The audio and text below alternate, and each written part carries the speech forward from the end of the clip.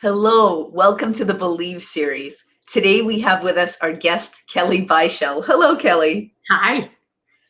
Kelly is one of our executive coaches, and she's also a doctorally trained nurse. She's an executive coach. She also coaches a lot of people on nurse exams, so she's got a lot of different specialties. Today, we are with Kelly talking about leaders, and specifically today we're talking about bringing the humanness back into giving feedback. So I'm going to start Kelly off with our Believe series question, which is, Kelly, what is it that you believe about feedback that others may not agree with you on? Well, I would hope that everyone would agree, but that we need to begin with compassion and empathy. And that's the place from which we need to come, even when it's hard, even when somebody really royally messes up. With empathy. It's great watching you process that sentence. Royally messes up. So please get ready to listen and type in your questions to Kelly. If you have been in a situation in which someone royally messes up, that's going to be my quote of the day, royally messes up, and you would like to give them feedback, but you also want to, as a human, decent person, want to start from a place of compassion, this is what you're going to do. So Kelly, tell me, when does a situation like this come up? Tell me about the problem first. What is it that leaders are having a problem with, which is when they start to need some of this kind of feedback tool? Oh, that's great. So when they're a new leader on a team, so they don't really know the team, or it's not as cohesive as they would like it to be, or maybe there's one person that just isn't gelling with the group, and that the leader may need to, pull someone aside to talk with them about that.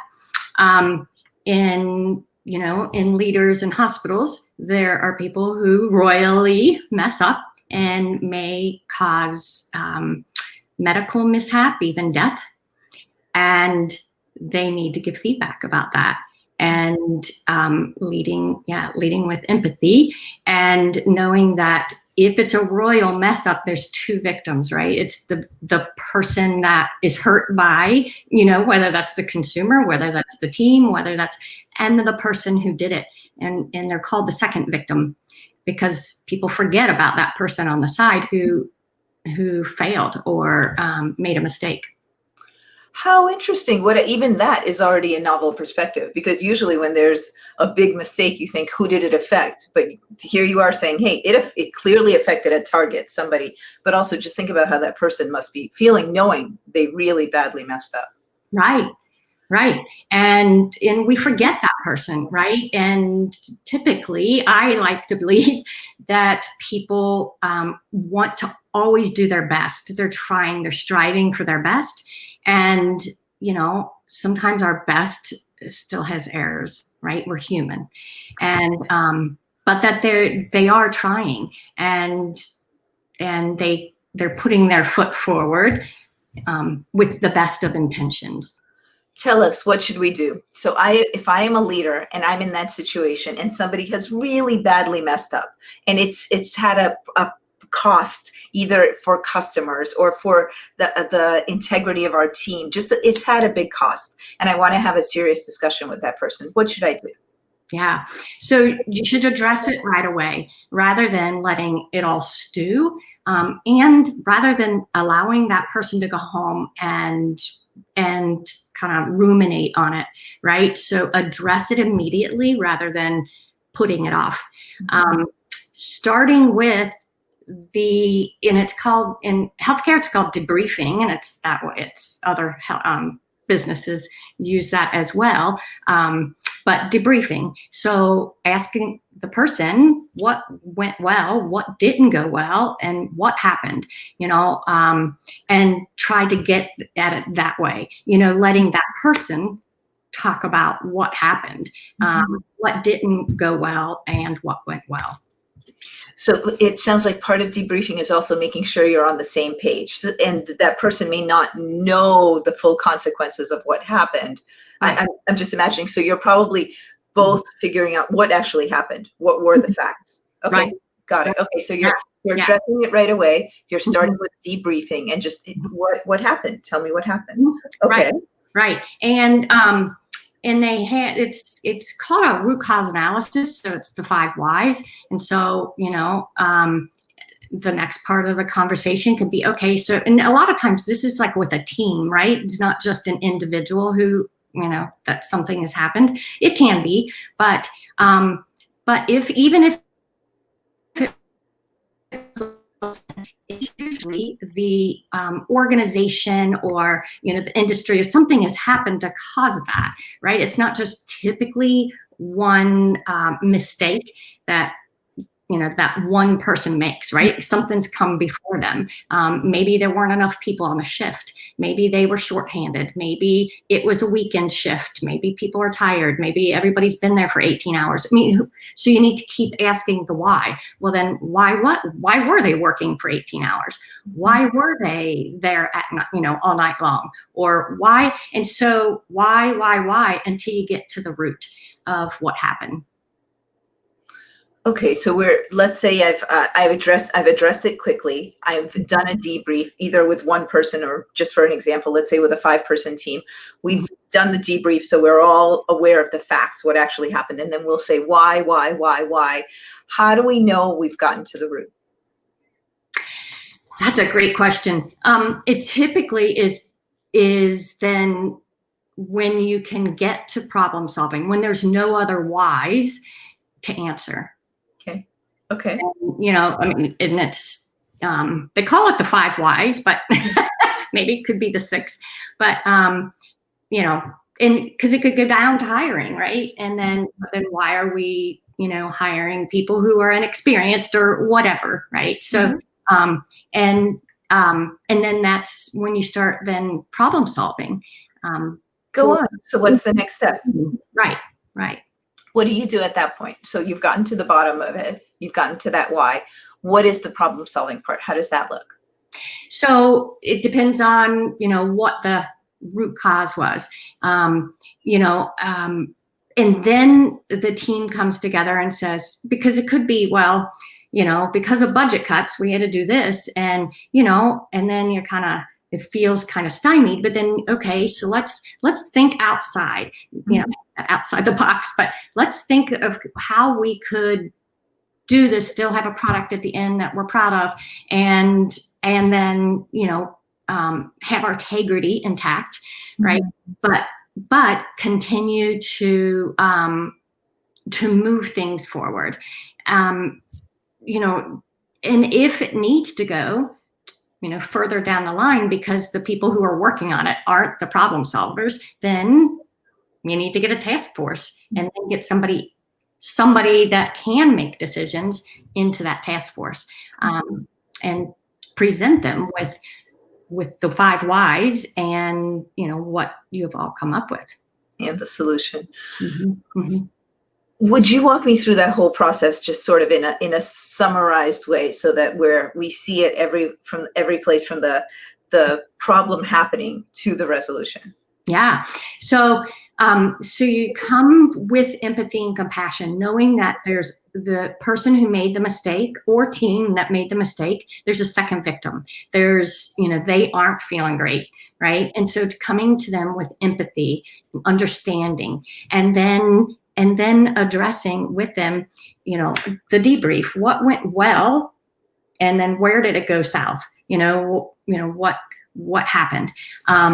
And what didn't go so well. So if you get it from them versus us coming down on them, there's a lot less defensiveness, and you don't bring up that threat response like we talked about on Friday, and then do the 5 whys, and so then why did this happen and why did that happen? And then, okay, well, there weren't enough staff. Why? Well, it was the weekend. Why? People call off on the weekend. Why? And then, you go further down that way, and then do the problem solving. So you get the team together about what can we do to solve this problem.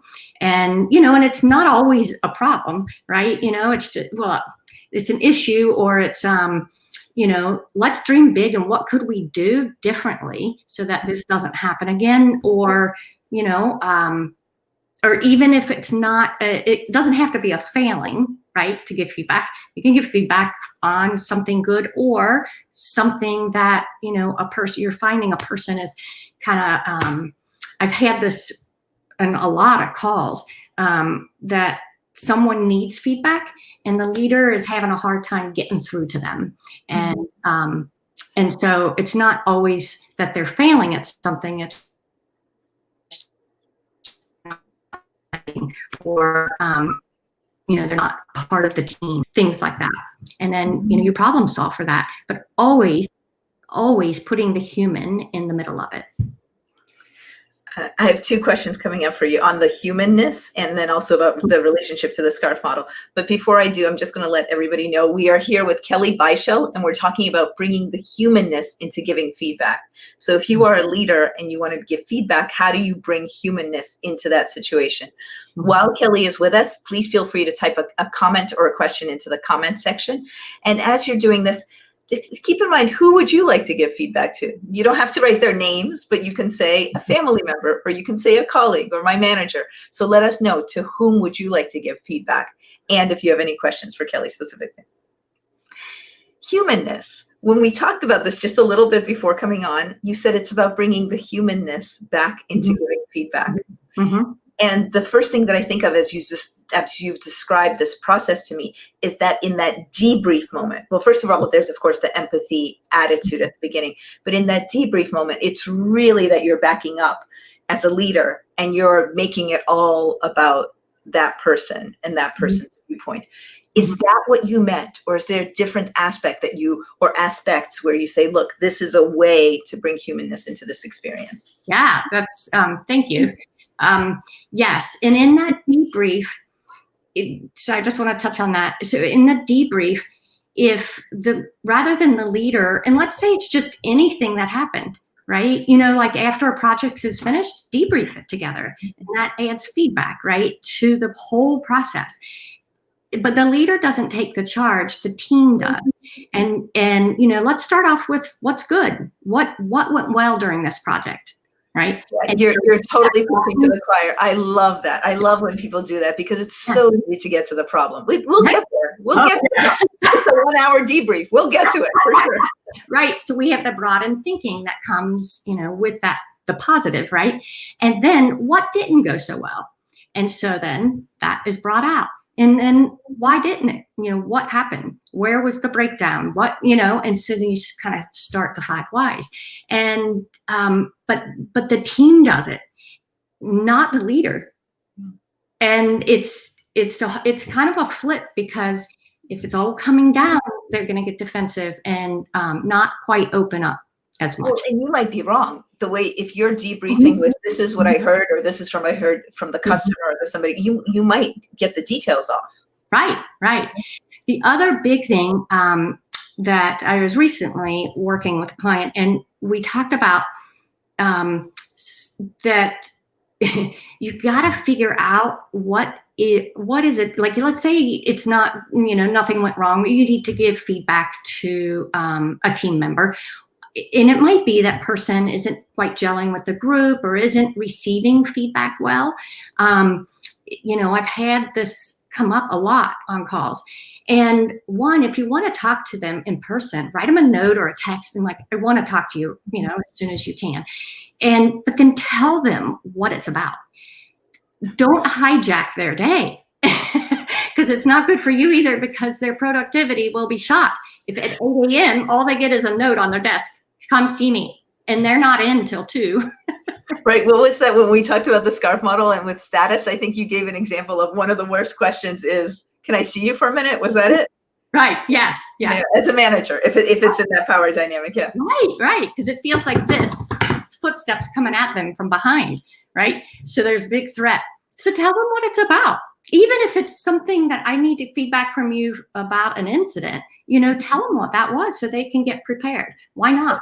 That's a nice suggestion, because a lot of times, especially when we're busy, we just book time with someone on the calendar, especially if it's someone we know well, but they don't even know why we're booking time. They don't have a chance to get prepared, to think, especially given that we process differently. Some people may want to do a little thinking in advance. Right, because it's that thing that, oh, if I'd only thought about this, this, and this, right, after you leave the room. But the other is finding out, like when we coach or lead for compliance, then, and we're telling them what to do, then it's that defensiveness reaction. And that's not conducive to growth and learning. So even when you're given feedback about anything, we're doing it so that that person grows and learns, right? It's not punitive, it's about growth. So yeah, Kelly, when I came across that distinction in, sorry, our audio went out for a second. When I came across that distinction just in this executive coaching field and in the HR field, development-based or performance-based, that changed my thinking. So if you are working with someone and the goal is development-based, you're helping them, whatever the feedback is. Or if it's performance-based, that's evaluative. That's just it's a different ballpark. And sometimes you need one, sometimes you need the other. Mm-hmm. Right. But in for performance, I believe 100% that the person should be self-reflecting and giving themselves their own evaluation against the objectives in which they're going to be evaluated by you. They should be doing it prior to getting to you. And that should be a written process so that they reflect on themselves. And then, but knowing what motivates them. And I think Daniel Pink calls this the why, but it's like knowing. So when I would be teaching patients, or I was teaching my students how to teach patients, you have to know what they know, and you have to know what motivates them to learn, what motivates them to be with you, to be working there, why are they working there? What gets them up in the morning? So what are their drivers? And then you can go from there. So if it's, if I talk to somebody about fitness because, and I thought that, well, because they would want to look like a model. And let's say that's not at all what they want to do. Mm-hmm. They want to be fit to play with their grandchildren. If I'm doing the model thing over here, they're going to tune out. And that's not going to motivate them to change. We need to get to their motivating drivers. Right. So lots of different aspects where the humanness can come in. Just and it even sounds like just in the subtle, nuanced interactions before, during, after. Right. What about the SCARF model? So I'm seeing a little bit, but what you had said, this is directly related to the SCARF model. Can you walk me through that? Yeah. So the status part, the status, SCARF, certainty, autonomy, relatedness. I still have them here. Yeah. Okay. The status part. Mm-hmm. So the status part, knowing that when they get feedback, they're already going to be kind of tense. It feels like a threat. That addressing what it is that you need to address and do it with compassion. Mm-hmm. It would be for the status and kind of relatedness, that they're still part of this team. Mm-hmm. Right. And they still belong here. They still are, they're one of us, they're in our tribe, that we want them to grow so that they stay with us. Right. And then the certainty, again, telling them what it is that you're going to bring to the table and why you want to talk to them. And the autonomy is, okay, here's the issue. Here's what's happening. Here's what needs to happen. Here are my boundaries. How do you think we should go about this? How do you want to perform? And if they're performing a certain way and they really need to, and they say, well, I'm going to do this, this, and this. Well, okay, when that doesn't happen, how do you want me to respond? So you're giving them the ability to tell you how to respond to them. It's all back on them. The more you're talking, the more I'm hearing this both as something that a leader can do and as a parent can do. Mm-hmm. Especially with younger kids, just really setting up, this is what we're going to talk about. What are your ideas? What's the why? Even if someone's a little recalcitrant or doesn't want to go there, just to gently prod and open the door. Yeah. Including that autonomy. And there's one more left, fairness. Yeah, fairness. So knowing the boundaries and setting them up so that, they're kind of across the board. How they get there is determined by them, right? But that we've got that, we've got the boundaries so that people know, where to perform. So that's not, it's not a moving target. Yeah. It also sounds like the procedure is set up that, this leader is going to ask you in for a debrief, is going to listen to you, and then is going to ask all the whys so that you can problem solve together. So it sounds like that's a partly certainty, but also partly a fairness of process. Right. And that scarf model is so intertwined. It almost looked like a real scarf. Let me see. Okay, two main questions that I always love to end with. What is one takeaway that you would like the people who are with us today to have as they walk away from the broadcast? Yeah. So, I